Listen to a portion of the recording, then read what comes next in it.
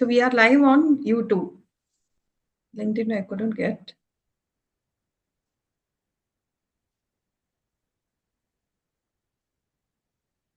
Okay. Good afternoon, everyone, and a warm welcome to the International Women Leadership Series 2026, hosted by Women in HR by Sakkhi. Today's session on Women in HR, giving culture to gain belonging, is very close to what workplace truly need right now. Not just policies, but real connection and belonging. We have an incredible panel of leaders joining us today, and I am excited to bring this conversation to all of you.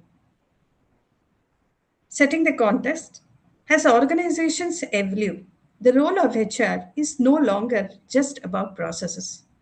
It's about shaping a culture, building trust. Sorry for that. And creating space where people feel valued. And that's exactly what we explore today. Let me quickly introduce our wonderful speakers for today. The first introduction is about our moderator, Ashima Sayani. She heads as country HR manager, Enerpac India Private Limited.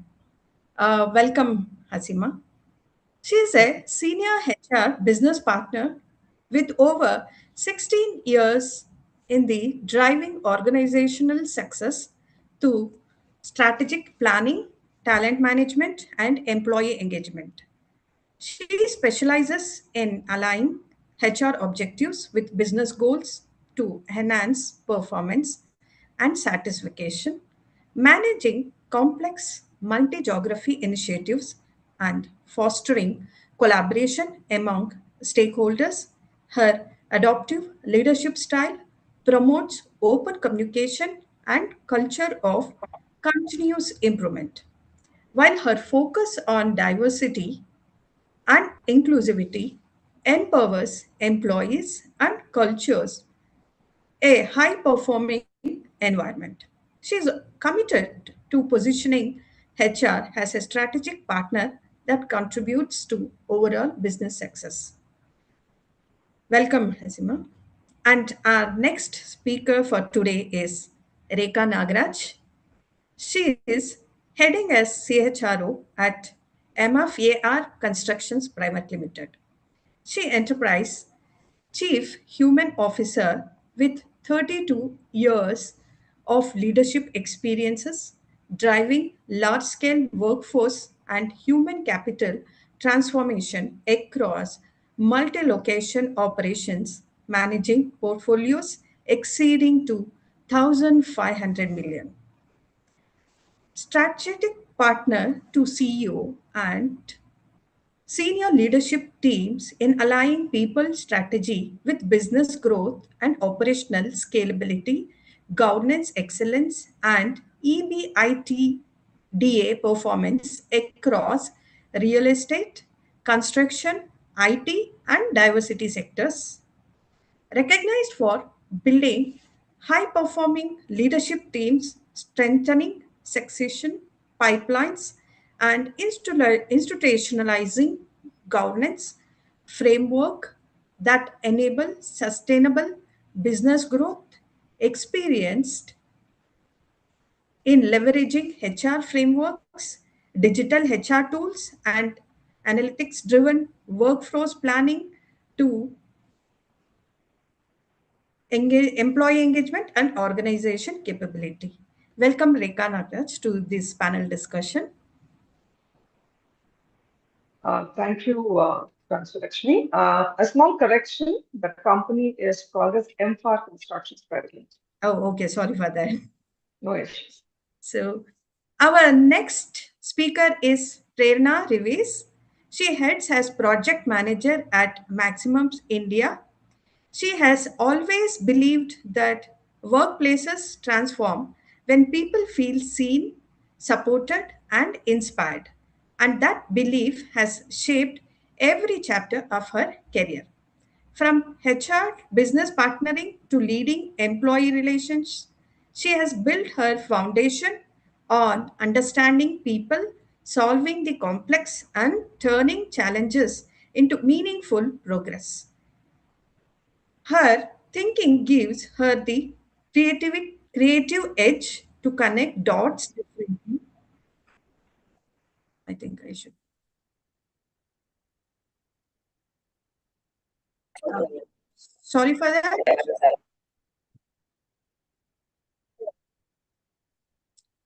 Uh, I think you can hear the voice. Sorry. Um, and let me reintroduce Prerna. She has always believed that workforce transform when people feel seen, supported, and inspired. And that belief has shaped every chapter of her career. From her HR business partnering to leading employee relations, she has built her foundation on understanding people, solving the complex, and turning challenges into meaningful progress. Her thinking gives her the creative edge to connect dots differently and craft solutions that truly resonate. She brings the same human centric mindset into her role as a project manager, where strategy meets storytelling. She managed the country's head office with a blend of precision and empathy, collaborating with global and India leaders to drive governance, clarity, and direction. Stakeholder management isn't just part of her job, it's her superpower. From partnering with corporate communications to bring major events to life, to leading CSR initiatives that create real social impact, her work sits at the intersection of strategy, execution, and storytelling. At the heart of it all, her mission remains the same: to elevate people, shape culture, and craft narratives that spark positive change within teams across organizations or in the communities we serve. Welcome, Prerna, for this panel discussion. Thank you, Rajlakshmi. Looking forward to this. Yeah. And now I would like to hand over to Ashima to take over this panel discussion as a moderator. Thank you. Thank you, Raj Lakshmi and Sakkhi for Women for this opportunity and for the wonderful introductions. As Prerna said, really looking forward to this conversation because today's theme is not just about HR and it goes much, much beyond HR framework. It is something that touches all of us and it is something that is deeply human. It is all about belongingness. How do we say that, yes, I belong here? So, let's explore a little more into this, right? When we say that we have taken so many initiatives in various authorities, as an HR, as a leader, as country heads or business leaders, right? We spend so much time talking about engagement, performance, productivity. But at the core of it, the entire thing boils down to a simple question: do people feel like they truly belong? Right? And to explore this, I once again welcome Prerna, Reeves, and Rekha Nagaraj. Thank you for joining us here. Both Rekha and Prerna they bring across very diverse experience in HR and business domains. So, without any further ado, when we say belonging, it can mean very different things to different people. For some, it can be feeling heard, feeling safe, feeling valued, or it can be as simple as that you can be yourself. So, my first question is to both of you, Prerna and Rekha, what does it means, what it means to you, and especially in your workplace? Rekha, if you can take it first. Okay, shall I take the question first? Sure. Okay, belongingness is not inclusion, in my opinion. Belongingness is something people people should feel the ownership of the organization. That means they should feel this is my company. When do they feel that? They feel that only when they are heard, when they are valued, and they feel that when they are a part of the company. That is when the belongingness comes to the employees. Now, when we talk about employees, every time you think about people are leaving the organization, why do they do that? This is only because they feel that they're not belong to the organization. Now, how does this come? The employees should feel that they are valued in the organization, they are being heard in the organization, they have to be given an opportunity where they can express themselves, where they can feel that the company wants them, they are a part of the company. So, in my opinion, belonging is when an employee is not working for the organization, but he's working with the organization. That is what I feel belongingness is. This is my perspective, Ashima. Thank you. I mean, what a simple and a beautiful definition. Not working for the organization, but with the organization, right? A true blue ownership approach wherein you can find your safe haven of belongingness. Prerna, what is it that you would want to add on to this? Sure. First of all, thank you for the question, Ashima, and thank you to the Sakkhi team for creating this platform and for such an important conversation. And on the occasion of Women's Day, of course, I'd also like to acknowledge and celebrate the women leaders and professionals who continue to shape our workplace. Now, coming to the question, Ashima, for me, if we look at, and I'm going from a little bit of a theoretical approach. So if we look at Maslow's theory, belonging sits right in the middle after safety and before self esteem and self actualization. That positioning is very powerful. And it also tells us that before people can truly perform, lead, or innovate, they need to first feel that they belong. And belonging means your voice is heard, especially when it differs. It means you're treated as an insider, encouraged to retain your uniqueness rather than confirming it. And from a business lens, if I have to say, this matters deeply. When people feel they belong, they move from being employed to being invested. And invested people take ownership. They speak up, they stay, they build. So, belonging goes deeper than appreciation for the work you do. It's about psychological safety. It's about not filtering yourself just to survive the room. It's about bringing your true self to work without the fear of being judged or sidelined in that same room. And when culture intentionally creates that environment, I think belonging stops being a feel good initiative and becomes more of a strategic advantage. So, belonging is not just a soft idea. I feel it's the bridge between safety and high performance. Wow. Oh, what a way to connect what we studied in our colleges and how it impacts our day-to-day work and the way you define the bridge, right? Thank you for that thought, Prerna. And something you both truly mentioned, right? What I'm hearing right now is that belonging is not just Ashima, I about think we lost you. inclusion. Can you hear me? Yes. Okay. So I was saying that what I heard from both your conversations was belonging is not just only about inclusion anymore, right? It is all about small day-to-day experiences, my everyday experiences. What is it that I do? What is it that I say? How am I made to what do I feel at work, right? So speaking on that, we often say culture eats strategy for breakfast. But culture in itself can feel owned by everyone and no one at the same time. So, again, a question for both of you. Do you think culture is something that HR drives, leadership sets, or something that gets built collectively? Your thoughts on that? I guess we do not have Rekha with us online. Maybe she'll join us. Prerna, in the meantime, can you please take Sure. this? Sure. Yeah. Again, Ashima, I believe workplace culture is co-owned, but not equally influenced because HR plays a very crucial role in, in designing the architecture, defining values, policies, building systems, and measurements that create the conditions for the right culture to thrive. But when it comes to leadership, so it's the leadership that brings that culture to life, because culture is not sustained by what's written. It's sustained by what's consistently practiced. It shows up in meetings, in whose voice gets interrupted or whose voice is amplified.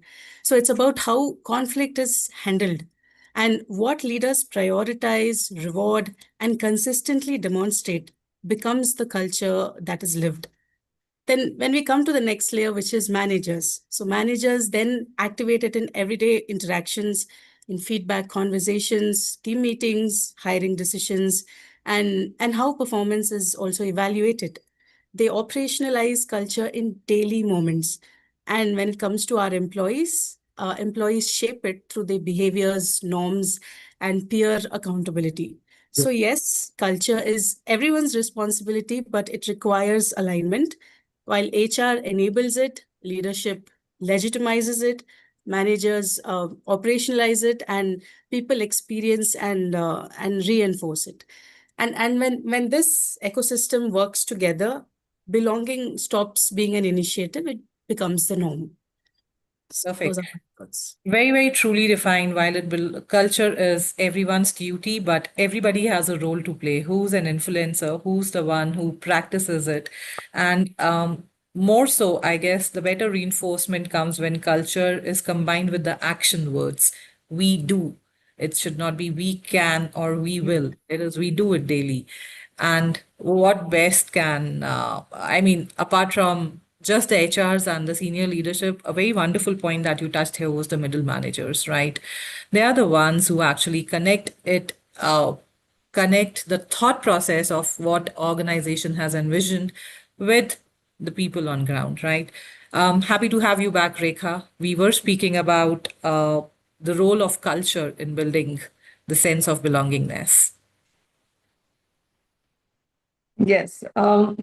I would say that coming to culture, all the as HRs, what we actually design the policies, procedures. That's the notion people have always, but they never think that HR is a business enabler.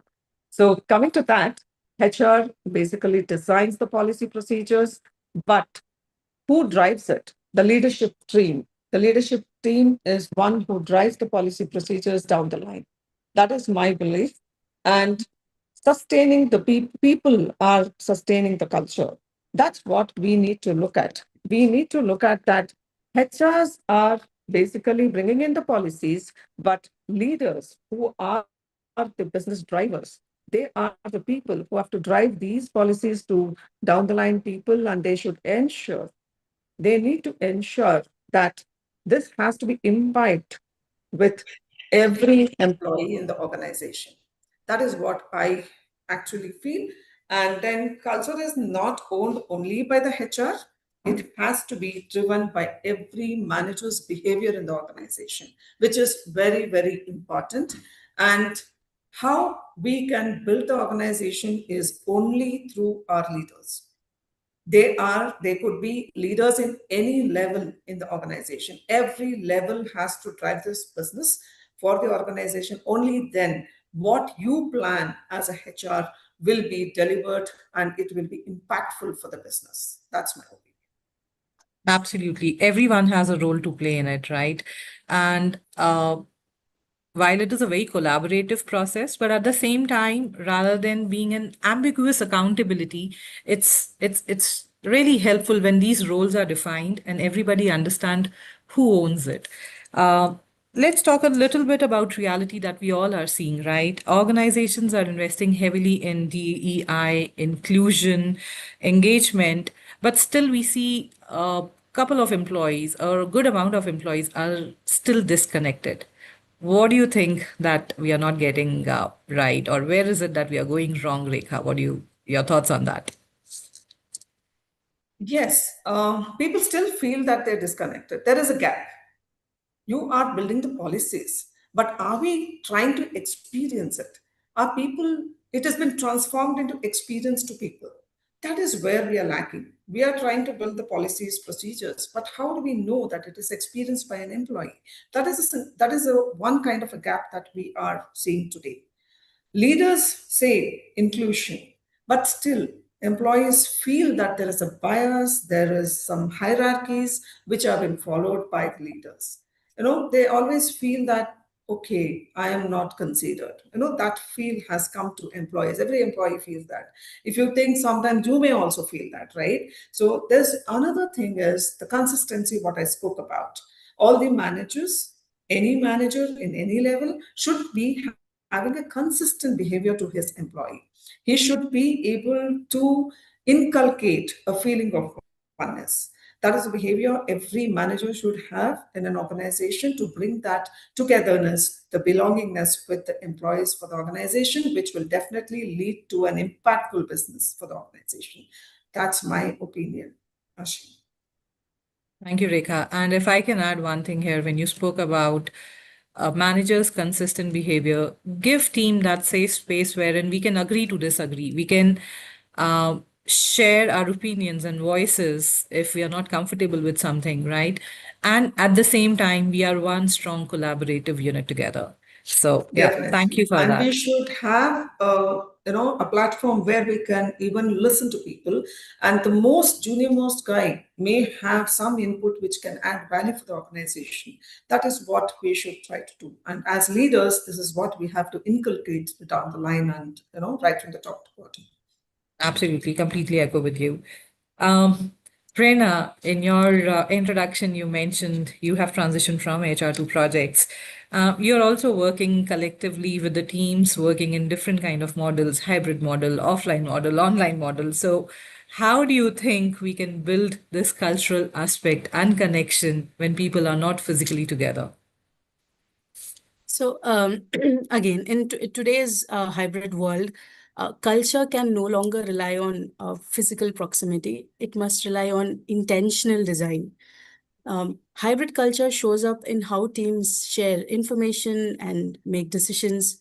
And in strong hybrid environments, communication flows freely, decisions are collaborative, and information is accessible to everyone, regardless of where they log in from. And over here, again, it's the leadership that plays a critical role by setting clear expectations and modeling inclusive behavior. So, when leaders actively welcome feedback, celebrate wins, be it big or small, and create space for diverse voices, they set the tone for belonging. So, giving culture today means being deliberate about visibility, inclusion, and communication. It means ensuring that access to information is not limited only to those in the room. It means structuring meetings so remote voices are invited in, not treated as afterthoughts. Because again, if you see in hybrid environments, belonging can be very fragile, and that's where feedback, trust, and recognition they become the glue. So when feedback is consistent and recognition is visible, trust grows. And trust is what makes people feel a part of something bigger than their screens. And giving culture to gain belonging in this context means giving clarity, access, recognition, and voice. And when done right, people don't feel remote, they feel connected, they feel seen, they feel that they belong. So hybrid doesn't weaken the culture, but lack of intentionality does it. Those are my thoughts. Thank you. And I must say that trust is foundation of all of it. When once that foundation is strong, that is when you start with feedback, you have recognitions, you have various other forms and parameters of collaborating in the team. So at one point of time, I used to hear it in my previous organization, we start with a place of trust, right? We trust you till the time you give us any incident or any opportunity of not to trust you. And if that was the scene, let's have matured conversation around it. Right. So I guess it is all about understanding each other, and how do you then handhold and have matured conversations around it. So perfect. That sums it all very nicely, Prerna. Another interesting question in my head, the way we saw offline, online, hybrid, it brings a lot of emotional quotient into picture, right? There are sometimes you'll have to understand what's going on samne wala person's mind. If belonging is such an emotional and a personal experience, can it be measured? And Rekha, what would you say that organizations can track it efficiently? Yeah, I agree with what Prerna said. Let it be, offline or online or virtual, whatsoever be. Belongingness is to be one of the most important thing in organization. And yes, we can measure belongingness. People may feel survey is the only thing that we can use as a tool for, measuring the belongingness. But then, in my opinion, every HR in any organization looks into the attrition, right? So why attritions are looked in? It is not only for numbers or figures or which can be projected to the management, but here we will be able to understand why people are leaving the organization. Rather than looking at numbers, we need to look at why there is a reduction in the organization, why people are leaving. That's where we can first identify there is something going wrong. We have to get into the root cause why this is happening. One point is through attrition you will be able to know. The second thing is the manager's effectiveness. I say the manager's effectiveness, it is in every level, as I already told you, because how effectively a manager retains his team, that is very important. Let it be projects, let it be, in the departments of the organization. I believe that people leave their managers rather than leaving the organization. I always believe that. And try to do a skip level meetings.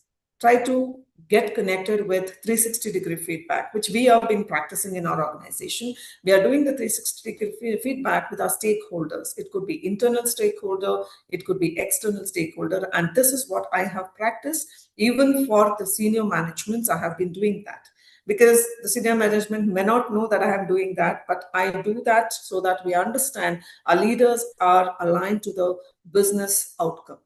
Only if my leader is aligned to the business outcome, he will develop his team and also align them along with them. This is what I feel. These 3 or 4 tools which you can use as measurable output for any of the HR tool. And what is not measured cannot improve anytime. Absolutely. So, yeah, some stats are needed when we speak about it, and how it is something that can be felt, right? But when we have to present it saying that it's been felt positively, what is Correct. that positive number and how do we present it? Absolutely. Thank you for that, Rekha. You spoke about managers' effectiveness and leaders' alignment with overall business outcomes or managing the teams. Prerna, do you feel women leaders or the women managers bring a different lens when it comes to building culture or belongingness for their teams? So, Ashima, I believe women leaders can bring a different perspective on building culture. No, not because of the gender alone, but because of lived experience. Many women leaders have navigated environments where they've had to earn credibility, manage bias, and like Rekha also called it out in her very few last statements that she mentioned, balance multiple roles and build influence without always having positional power. So that often builds a heightened awareness of inclusion, psychological safety, and equitable access. And as a result, many women leaders are intentional about creating that space for diverse voices, encouraging collaboration, and leading with empathy.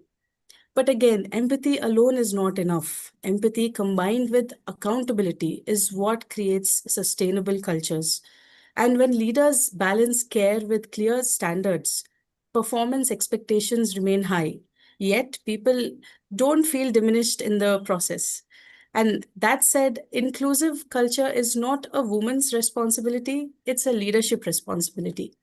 And the real impact comes from diversity at the leadership table. When different perspectives shape decisions, culture becomes more representative and it becomes more nuanced and ultimately more conducive to belonging. So, again, it's not about women leading differently, but it's about diversity in leadership shaping culture more holistically. Absolutely. You just hammered hammered it right on the head. I am waiting for the day when we will move away from this term called as women leaders. A leader is a leader, right? And as you rightly said, it's diversity of leadership and not just men or a women leader. We have never heard of a term men leader. Women leader, I don't know from where do we get that.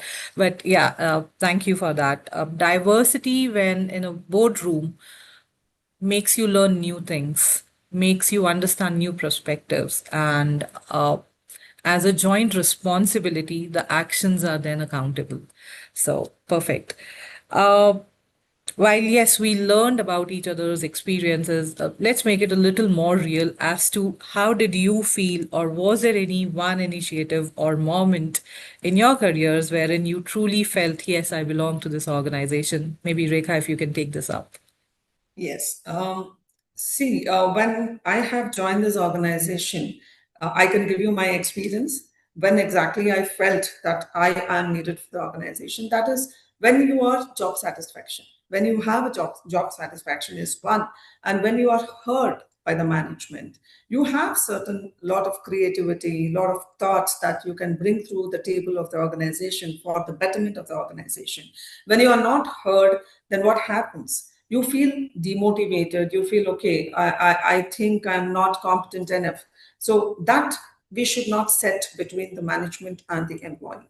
So in my tenure in this organization, what has happened is I was able to contribute to whatever competency I had, and the management has always given me that openness, the flexibility to reach out to people, to contribute my level of intuitions to the organization. That is when I felt that yes, my thoughts have been heard by the management, and this is where I can contribute to the organizations to impact the business. That is what I felt in my journey. So when you are being given your kind of responsibility and you can spread over and expand that to a wider angle, it is not only to your function, because HR is no more a function. Today, I believe and I always contribute to the business of the organization. This should be impacting the business. That is where you are valued. So that's my experience.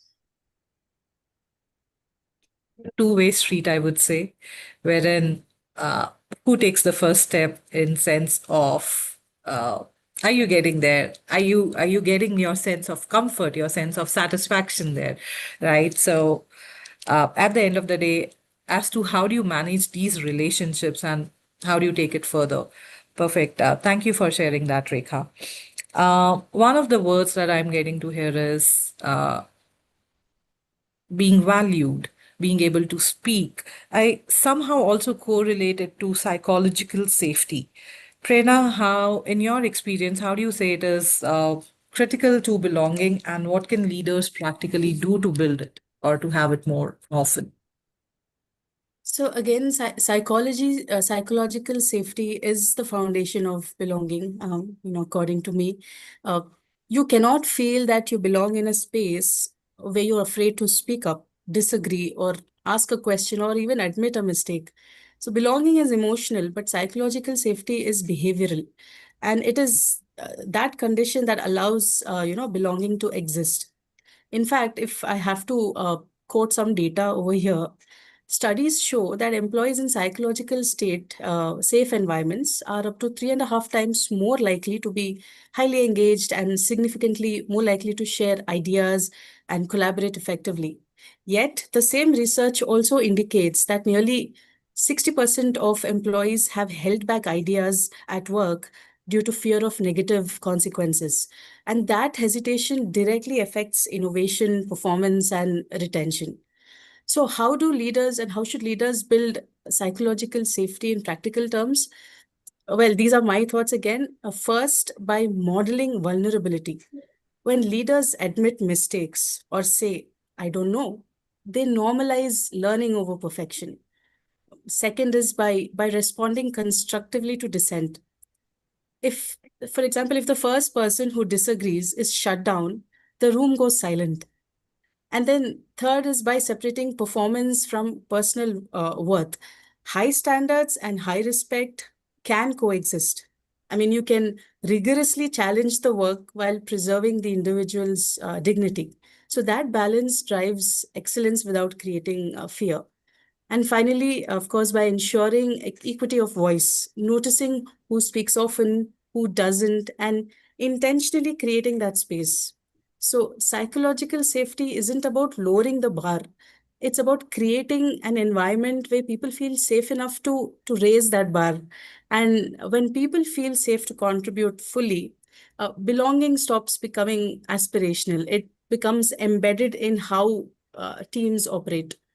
So for me, psychological safety definitely brings that important element when it comes to the aspect of belonging. Wow. Lovely 3 or 4 pointers that you shared, and something very, very doable, I must say, right? It's not important for all the leaders. It's unnecessary pressure on a leader's head, and that pressure then gets passed on to the team. It's not necessary for leaders to know all the answers at all the times. It's okay if you say, okay, I'll get back. But yeah, the important thing is please get back to the team. That's important, True. something that Yeah. we should remember, right? There are two small initiatives that I would want to share. One in my current organization, a day that we celebrate an annual day, that the simple question, are you okay? So it's an "Are you okay?" cards are distributed. Somebody would want to share, open up, right? How do you call people to open up? How can they share, right? So something very, very small, but yeah, deeply impactful. Not at all locations, of course. And another thing, in one of my previous organizations, yes, you have your team leaders to whom you can go and speak, you have your HRs, but there we also had one more official role, mavens. You can go and speak to your mavens if you're facing any kind of issues, if you're not understanding anything, you're not comfortable speaking with your manager, or you think that HR is also not going to understand a very unfortunate scene, but yeah. So there was a third person that was available, and this third person was not from a leadership cadre, somebody from the business. So a very, very helpful person. And yeah, they were we used to have quarterly meetings with these mavens. And yeah, there were a couple of considerable thoughtful actions we had taken when people used to come, speak to them, share the feedback, and they used to think that, oh, they've heard and the action has been taken. So very strong and a useful program that we had. Um, yeah, that was, thank you, Prerna, for that. And one thing is, I see that's happening regularly is the change, right? A lot of unlearning and relearning that has happened from the post COVID times, in the times of uncertainty, the geopolitics. There's so many things happening around us, right? Rekha, how do you see HR shaping culture differently in next 3 to 5 years?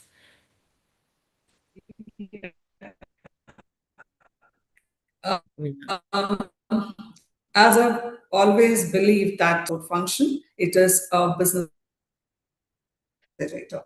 I see HRs as business drivers who will impact the business, and I feel that HR should bring a lot of change for the organization. Policies should be converted into experience. That is when you can see this change.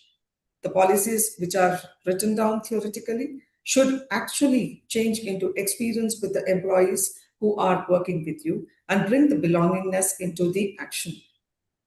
Bringing leadership pipeline into the organization, which will definitely help you drive the business. That is very important for any organization. As a CHRO, as a HR leader, I look into that. We also need to focus on capability building of all the leaders in any level that you have. So in my opinion, the CHROs today should look into how they impact the business. I would always say that HR or a head of HR or a CHRO should be measured by what impact they bring to the business. That is where I see the CHROs in future, in the next 3 to 5 years, not next 3 to 5 years. I would say immediately you have to look into that, what they bring to the table of the organization. Only then the organization should actually bring business to the company. Okay, and this has to be elevated. As a HR, you are a business enabler and an accelerator who can impact the business. That's where we look into. In fact, I You agree try to with Rekha. It shouldn't differentiate. be the 3 to 5. It's in fact it should happen immediately, and I think in some situations we are already seeing it happen. It's Yes. just that we need to maintain that consistency. Absolutely. It's an everyday thing, I would say, right? And very rightly, as what Rekha said, it is a business function. Why do we differentiate when other service lines or other functions are measured or spoken to differently? Why HR cannot be the same contributor onto the table, right? What is that impact, or what is it that we are doing to improve the business capability or contributing towards the business directly? Let's speak on those hard numbers. Suddenly, when you speak about HR, the numbers become fuzzy duzzy all of a sudden, and we speak about how much hiring done and what's the attrition rate, and that's it. So, yeah, that's a little shift that we'll have to HR start should practicing right be the from board today itself. member. Sorry, Rekha, we can't hear you Every clearly. organization should think that you're not able to hear me. Go ahead, please. Every organization should think that HR should be a part of the board, because that is when they will understand what the employees are actually feeling about. So that is where we can add a lot of value to the organization. Absolutely. It's all about creating the space for us onto the table with the right inputs. And when I say the right inputs, it is all about people who are running this business, right? If you're not connected to your people, there's nothing much you can do more about it. So thank you for that perspective. Now let's lighten up things a little bit before we close. Let's move on to our rapid fire. And when I say rapid fire, it has to be a real quick one. Um, Prerna, what is that one word that describes your leadership style? Well, for me, it's accountable, because culture, performance, belonging doesn't sustain without ownership at every level. So So being accountable. Okay. And Rekha, what would that be for you? Your leadership style, one word. Yeah, in my opinion, There's a lot of I network should be disruption, an Rekha. enabler. Rekha, do you want to switch off your video for a minute and then try? Okay.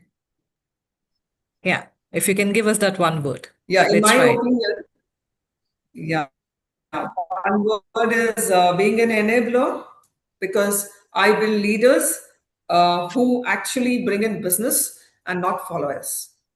Absolutely. Both the words are kind of correlated to each other. Being accountable, being enabler. Let's get it done. The doer words. Love that. And one habit that every HR leader should practice daily. What's that one mantra, success mantra? if I may go, I would say Yeah. listen intentionally, not just listening, but intentionally. Listen intentionally. Lovely. I guess that is something that we, not just the HRs, anyone and everyone should be doing it to be Right. a wonderful leader. It's a personality driven requirement for all of us. Thank you for that, Prerna. Especially to what isn't being said. So, Understand those cues. excuse, yeah. Yeah, that's very true. Rekha, what would that be for you? In One my habit every opinion, HR leader should practice daily. yeah, I would say they should practice A game to understand what went There's a wrong lot of disruption, Rekha. I'm sorry. We can't hear you clearly. earlier or the previous day, or just A game is one thing. Just help me.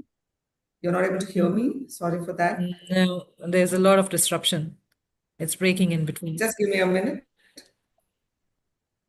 Rapid fire is not so rapid for us. Yeah, just hang in a little longer.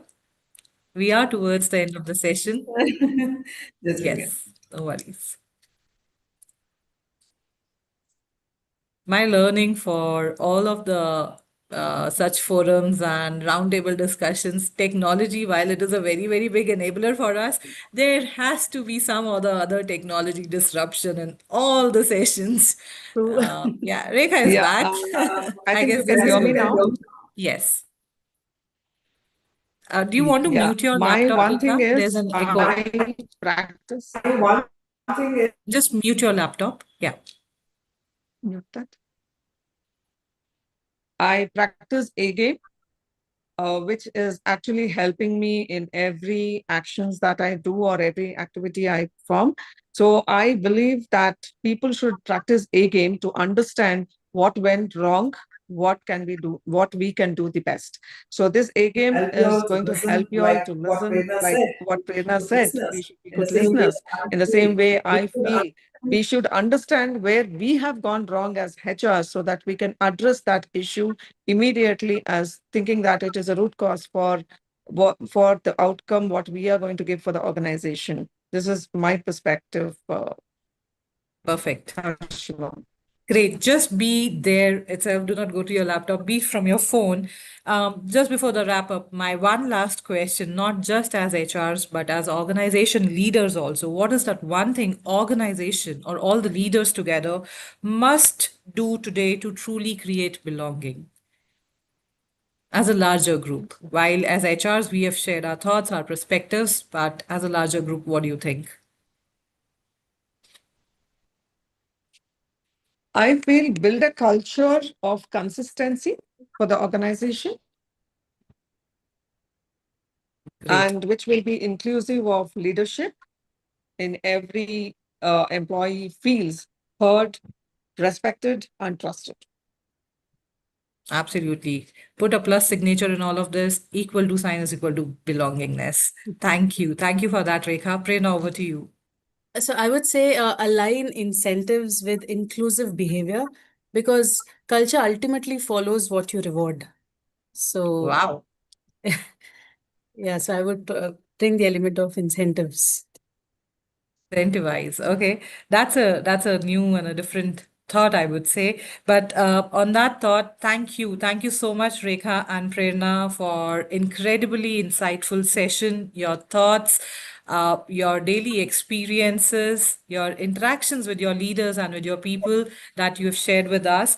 If there's one thing that stands out from today's discussion is that belonging is not just built through policies, but it is through everyday expressions, experiences, leadership behaviors, and meaningful connections, right? If I have to conclude it, I would say when people feel they belong, they just do not stay, they thrive. And on that note, thank you so much, Rajalakshmi, Sakkhi for Women, Prerna, and Rekha for your thoughts, for putting us, all of us together for this platform, and to the wonderful audience who have joined us online. Rajalakshmi, I'm not too sure if there are any questions online or anything that you would want to take us. Over to you. Thank you all. Thank you, Ashima. Thank you. And I would like to open this forum for any questions. If anybody wants, you can mute yourself or put it in the chat. And if anybody wants to take up a question, I think in chat also we didn't get any of the questions. So I feel, are we good to go?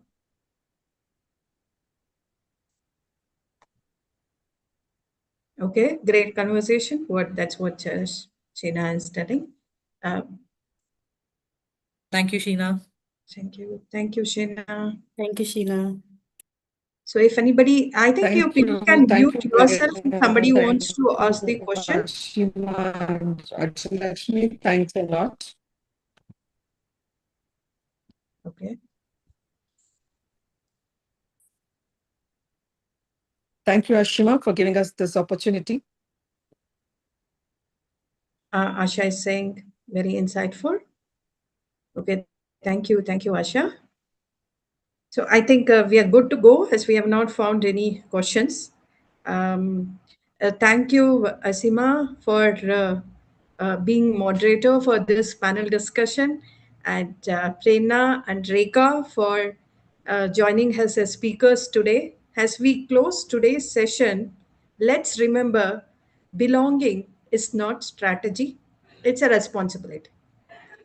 Thank you for our incredible speakers and each one of you for being part of this conversation, connecting, inspiring, and empowering. And we will see you again very soon. Before we close, I invite you all to stay connected with us. Follow Sakkhi on LinkedIn for more such conversations. be part of our growing community of professionals and leaders. Because of this, just the beginning. Thank you for everybody who have joined today for this conversation. And let's connect, inspire, and lead. Thank you so much for joining us today. Thank you, everyone. Thank you, Ash. Thank you. Thank you, Rajalakshmi.